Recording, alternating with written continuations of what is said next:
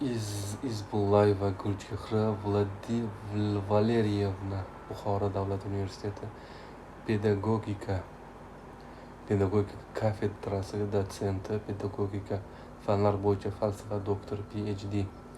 Nasriddin Tusiyning Axloqiy Nosiriy asarida yosh davrlar pedagogikasi va psixologiyasi.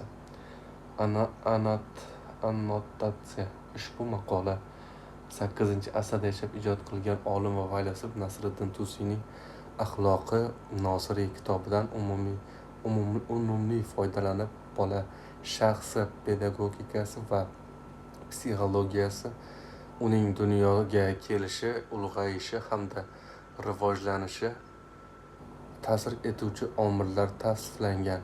Bundan tashqari, bola kamolotida sog'lom ijtimoiy muhit yaratish, uning ta'lim va tarbiya egallashi va kasb tanlashi borasida so'z boradi. Kalit so'zlar: go'daklik, ilk bolalik, o'smirlik, o'spirinlik davri, pedagogika va psixologiya, shaxs shakllanishi, rivojlanishi va takomillashuvi.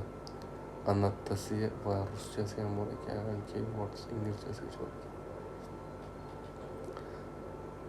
O'rta asrlarda Mavrannahr va Xorasonda tasavvuf allomalari bilan bir safda faylasuf olimlar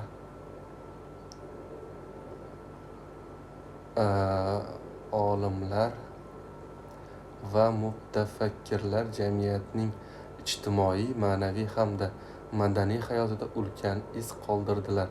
Bunday buyuk mutafakkirlardan biri Abu Ja'far Muhammad Nasriddin Tusiydir. Nasriddin Tusiy 1201-yilning 18-fevralida Xorasonning Tus shahri yaqinidagi Jahrun qishlog'ida tavallud topgan. Diniy va falsafiy ilmlari 1216-yildan Nishopurda, shaharni mo'g'ullar bosib olgandan keyin esa Tusda o'rgangan. 1228-yil 55-yillarda islomiy hukmdorlar, jumladan Ko'kiston hukumi Nasriddin va uning o'g'li Muyiddin saroyida xizmat qilgan. Kitobning yozilishi sababi: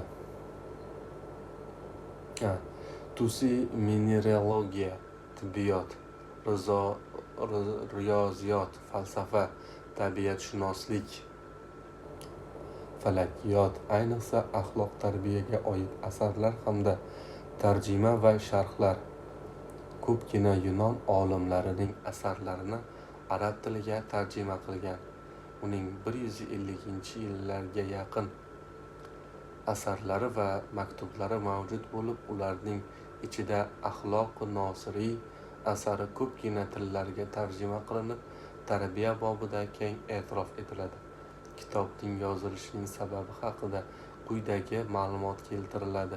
Tusiy Ko'kiston viloyatining hokimi Nasriddin Abul Fath Abu Mansurning xizmatida bo'lar ekan, bir majlisda taniqli olim, komil faylasuf Abu Ali Ahmad ibn Muhammad ibn Miskaf Vahiyning axloqning poklantirishi haqida yozgan At-Tahorat kitobida xullas bu joylarini o'tkazib yuboramiz.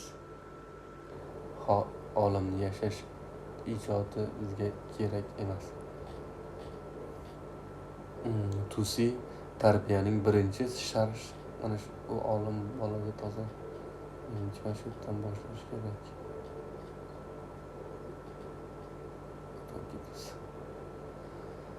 Nasriddin Tusiy 1201-yilning 18-fevralida Xorasonning Tusiy mineral va kitobning yozilishining sababi quyidagi ma'lumot keltiriladi. Tusiy Ko'kiston viloyat hokimi Nasriddin Abu Fath Abu Mansur, yana shu joyga kelyapmiz. Abu Fath Abu Mansurning xizmatida bo'lar ekan, bir majlisda taniqli olim, komil faylasuf Abu Ali Ahmad ibn Muhammad ibn Miskaviyning axloqning poklantirilishi haqida yozgan At-Tahorat kitobidan suhbat boradi. Suhbat shohida hokim Tusiga shu go'zal kitobni istiholalari o'zgartirish orqali arab tilidan fors tiliga tarjima qilish lozimligi bu zamonning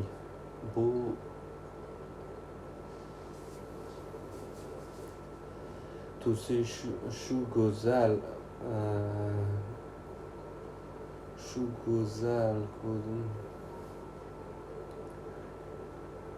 shu go'zal odamlarni ko'pligi, ko'pi odob libosidan mahrumligi, javohir kabi ma'nosi bo'lgan bunday qiymatli bir turmasak bo'lmas ekan. Birodar aziz Tusi Anorboyev Samqarovli. Biz esa Samqarov qishlog'ida tug'ilganmiz, shuning uchun biz Samqarovliymiz. Chiqish testi closet shanba 18.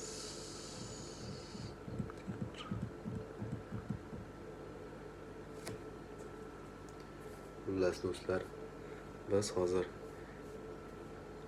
O'zbekistonda o'qigan, yashagan,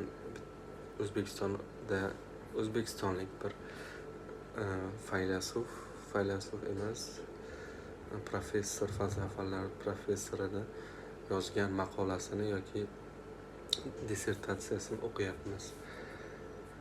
Xo'sh, endi tezroq bizga muhim bo'lgan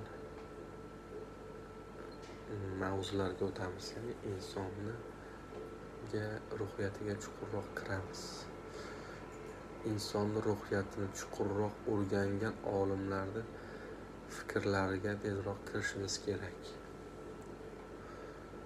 Endi kiramiz. Axloqi Nosiriy asarida bola tarbiyasiga alohida to'xtalib o'tgan asarning 2-uch xo'jaligi ilmi haqida nomi maqolasining 4-faslida avlod boqib tarbiya etmoq qoidalari haqida bo'ladigan dastlabki narsalar haqida so'z yuritib, bola